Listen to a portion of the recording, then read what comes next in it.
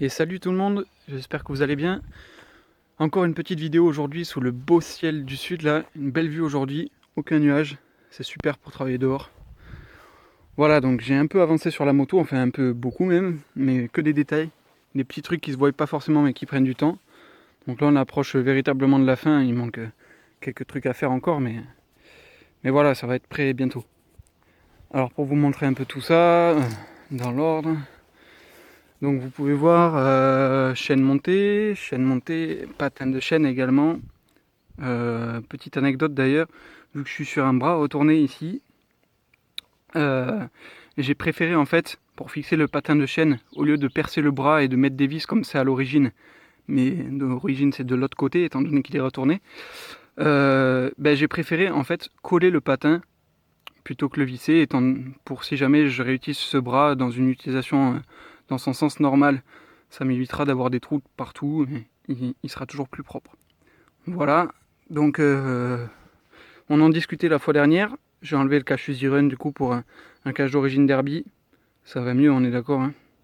Cache d'origine Derby, petit sélecteur origine Derby aussi, c'est les modèles des Derby Phoenix, avec le caoutchouc ici, mais l'avantage ou l'inconvénient, enfin comme on veut, la particularité on va dire de ce modèle-là, c'est que il se replie pas, il est rigide ici, donc bon, c'était les premières versions à l'époque, ça remonte un peu du coup.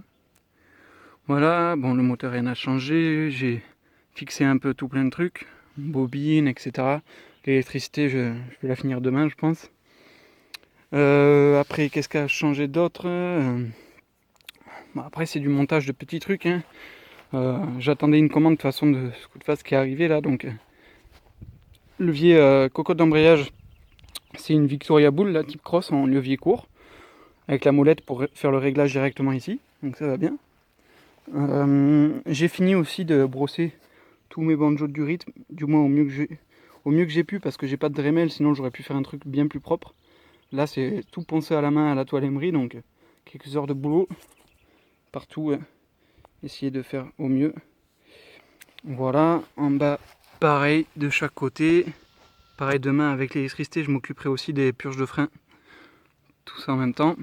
D'ailleurs, tant que je suis là, donc les vis toujours pas montées. J'ai trouvé la référence des vis chez ProBolt. Tout simplement, j'attends d'être payé le mois prochain là, pour pouvoir les commander.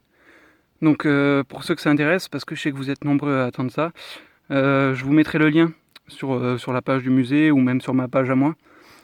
Voilà pour tous ceux qui voudront en commander.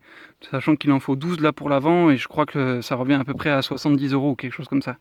Donc c'est un budget assez conséquent quand même, faut le prévoir, mais bon, avec toutes les recherches que j'ai fait, c'est le seul endroit où je les ai trouvés, donc malheureusement pas vraiment le choix. Voilà, après quoi d'autre? Dans les détails qui font propre, enfin détail, un gros détail pour le coup, ma cylindre de frein origine Derby tout neuf. Commandé chez Scootfast, là ça va bien. C'est sympa qu'ils fassent pas mal de pièces d'origine Derby parce que pour les gens qui veulent faire les choses propres comme moi, c'est important. Voilà, donc cap de gaz monté également. Voilà, aucun souci.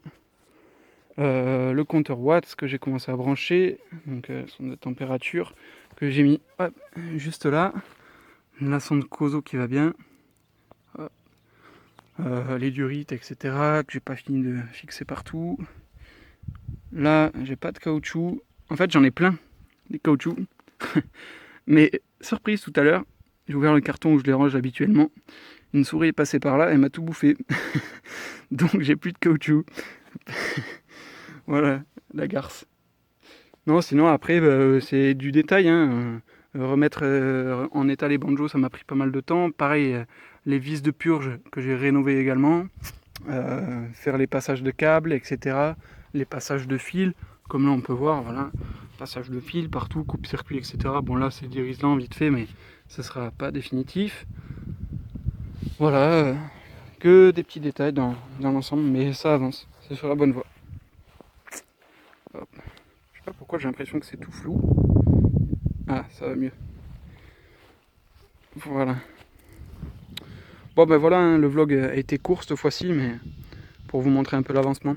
Prochaine fois, je pense que la moto sera terminée ou vraiment quasi terminée, prête à rouler quoi. Allez, à la prochaine et puis bonne fin de journée, bonne soirée.